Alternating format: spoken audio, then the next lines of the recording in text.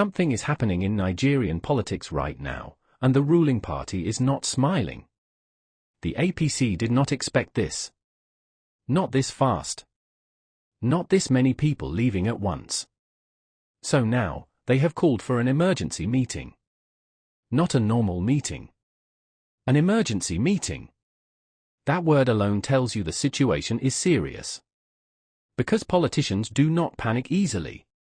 They do not call emergency meetings unless something is really going wrong. And what is going wrong? Defections.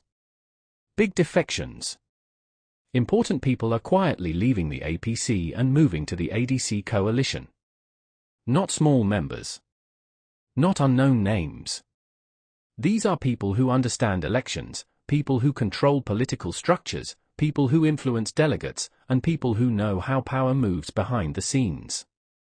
This is what is making the situation uncomfortable for the ruling party. In politics, numbers are not just numbers. Every defection represents influence, supporters, funding, and sometimes even entire local party structures moving from one side to another. When one politician leaves, he rarely leaves alone. He moves with loyalists, coordinators, ward leaders, and sometimes even voters who follow him. So when defections start happening repeatedly, party leaders begin to look beyond the headlines. They start calculating the real political cost. They start asking quiet questions. How many more are planning to leave? Who is talking to who?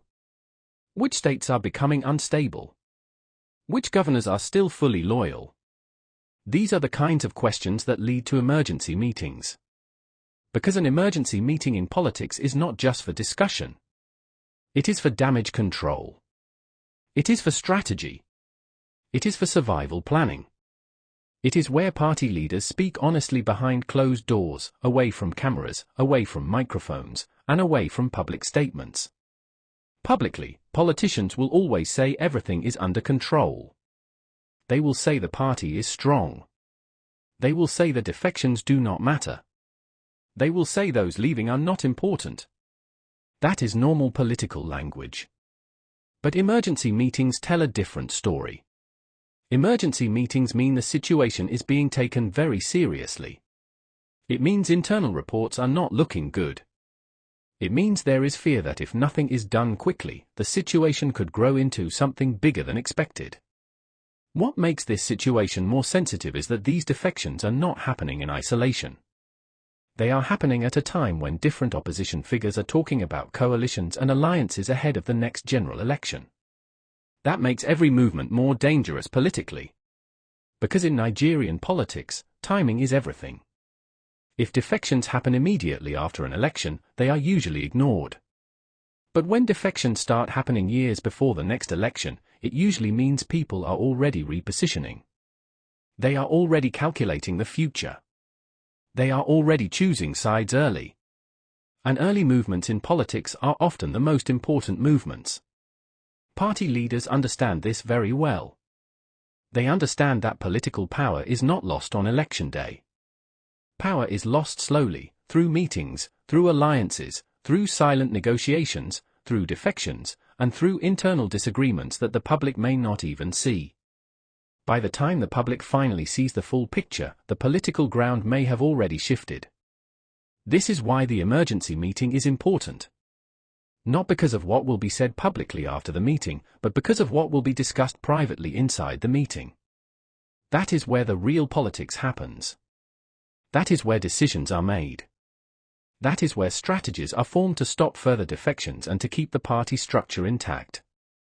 Right now, the situation is being watched very closely by politicians across the country. Not just by members of the APC, but also by opposition parties, political analysts, and power brokers who always try to read political signs early. Because in Nigerian politics, people do not wait for power to fall before they move. They move when they think power might shift. And at this moment, the defections and the emergency meeting are sending one clear message to everyone watching. Something is changing in the political atmosphere, and the ruling party does not want that change to grow any bigger than it already is. The real problem is not just that people are leaving. The real problem is where they are going. They are moving toward a coalition that is slowly gaining attention across the political space. This is not just about one party trying to grow. It is about different interests beginning to align under one platform, and that is what is raising concern within the ruling party. A coalition changes the normal balance of politics. It brings together experience, networks, and influence from different sides. It reduces division and increases coordination. In a system where opposition groups are often separated by ambition and strategy, a coalition creates a new kind of structure that can challenge an established party more effectively. This is why the current movement is being studied carefully.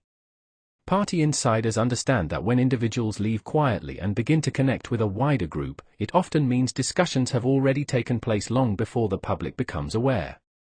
Political movements of this nature are rarely spontaneous. They are planned through meetings, consultations, and long-term calculations. There are already signs that conversations are taking place at different levels. Senior figures are holding private discussions. Mid-level party operators are adjusting their positions. Local coordinators are watching closely and waiting for direction. These layers form the backbone of any political structure, and once they begin to shift, the impact can spread quickly. The concern is not only about numbers. It is about coordination. When politicians act individually, their impact is limited. But when they begin to act with a shared goal, their influence increases. This is what makes a coalition more complex than a single opposition party. It allows different groups to combine their strengths while reducing internal competition. Within the APC, there is an understanding that unity on the other side could change the political equation. The ruling party has benefited in the past from divisions among opposition groups. Competing interests often weaken their ability to present a single direction. However, if those divisions begin to reduce, the advantage shifts. This is why internal discussions are now focused on stability. Leaders are looking at how to maintain loyalty within the party. They are examining which regions remain solid and which areas may become uncertain. They are also reviewing communication within the party structure to ensure that members do not feel isolated or ignored. Because in many cases, defections do not begin with ideology. They begin with dissatisfaction. When individuals feel overlooked, when expectations are not met, or when future opportunities appear limited, they begin to consider other options. If another platform appears more organized or more open to negotiation, movement becomes more likely. This is where the coalition becomes attractive. It presents itself as a space where different interests can be accommodated. It offers the possibility of shared goals and negotiated outcomes. For politicians who are thinking ahead, this creates an opportunity to reposition early and secure influence before the political environment becomes more competitive. There is also the factor of perception. Politics is heavily influenced by how situations are viewed, not just by what is happening in reality. Once a narrative begins to form that a coalition is gaining strength, it can attract more attention. More attention leads to more discussions. More discussions can lead to more defections. This creates a cycle that can build momentum over time. Within the ruling party, there is awareness of this pattern. That is why efforts are being made to manage the situation before it grows beyond control. Public statements are being used to project confidence, while internal strategies are being adjusted to address concerns at different levels of the party. At the same time, opposition figures are continuing their engagements. Meetings are being held quietly. Positions are being discussed. Alignments are being tested. These activities may not always be visible, but they are part of the political process that shapes future outcomes. Observers are paying attention to how these developments evolve. Analysts are looking at patterns from previous election cycles to understand what these movements could mean. Political stakeholders are also assessing their own positions based on the direction the situation may take. Because in a system where alliances can shift quickly, staying informed becomes essential. What is clear at this stage is that the movement toward a coalition is no longer being dismissed. It is being taken seriously. The response from the ruling party shows that the situation is being monitored at the highest levels, and that measures are being considered to prevent further changes within its structure. The coming period will be important in determining whether this coalition effort continues to grow or begins to slow down. For now, the focus remains on how both sides manage their internal dynamics. Stability on one side and coordination on the other will shape the direction of events. And as these developments continue, the political environment is becoming more active, more competitive, and more uncertain than it appeared just a short time ago. This situation is not really about today. It is about the next election cycle and the balance of power that will shape the political future. Many of the movements happening now are long-term calculations, not short-term reactions. Politicians rarely make big moves without thinking several years ahead. Every meeting, every alliance, every defection usually has a future target. That is why observers are not just looking at the number of defections, but at the pattern of the defections. They are looking at who is moving, where they are moving to, and what positions they may be trying to secure before the political landscape becomes crowded. In Nigerian politics, timing is often more important than speed. Moving too early can be risky, but moving too late can be worse. Those who move early sometimes gain advantage because they help shape the structure of a new political movement. They become part of the foundation, and foundations are usually rewarded when power structures are formed. This is one of the reasons coalition politics attracts attention. A coalition creates space for negotiation, and negotiation creates opportunities. Different groups come together, and positions are discussed long before the public hears about final decisions. Agreements are built gradually, and alliances become stronger over time if managed carefully. On the other side, the ruling party is expected to respond with its own strategy. Political parties rarely sit back and watch their members leave without trying to stabilize the situation. Meetings will continue, consultations will increase, and efforts will likely be made to resolve internal complaints that may be pushing some members away. Stability is very important for any ruling party. Once instability begins, it can create uncertainty among members, and uncertainty can lead to more movement. That is why party leadership often focuses on unity messages during periods like this. They try to show that the structure is still strong and that the party remains organized across the country. Public confidence is also a factor. Voters watch political movements even when they do not speak about them openly. When voters see politicians moving from one party to another, they begin to ask questions about leadership, performance, and future direction.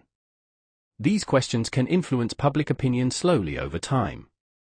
Political momentum is a powerful thing. It does not appear suddenly. It builds gradually through events, statements, alliances, and public perception. Sometimes momentum is not even visible until it becomes very strong. By the time it becomes obvious, the political environment may have already changed significantly. This is why many analysts believe the current movement should not be ignored. They may not immediately change anything, but they could be early signs of a larger political shift that will become clearer later. Political history has shown that major changes often begin with small movements that many people do not take seriously at the beginning. Another important factor is regional influence. Nigerian politics is heavily influenced by regional structures and local political networks. When defections begin to affect certain regions more than others, it can change electoral calculations. Political parties pay close attention to these regional movements because elections are won through state-by-state performance, not just national popularity. Funding and campaign organization are also part of the long-term calculation. Elections require strong financial backing, coordination, logistics, and grassroots mobilization. Coalitions sometimes help opposition groups combine resources and reduce internal competition for funding.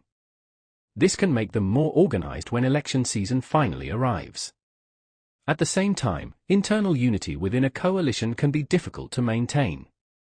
Different political figures often have different ambitions, and managing those ambitions requires careful negotiation and strong leadership. If a coalition fails to manage internal disagreements, it can weaken before elections arrive. If it manages unity successfully, it can become very strong. So the situation remains complex and uncertain. What is happening now is a period of positioning, planning, negotiation, and quiet political movement. Public statements will continue from all sides, but the most important decisions will likely happen in private meetings and strategic discussions that are not visible to the public. The political environment is slowly becoming more active. Conversations are increasing. Alliances are being discussed.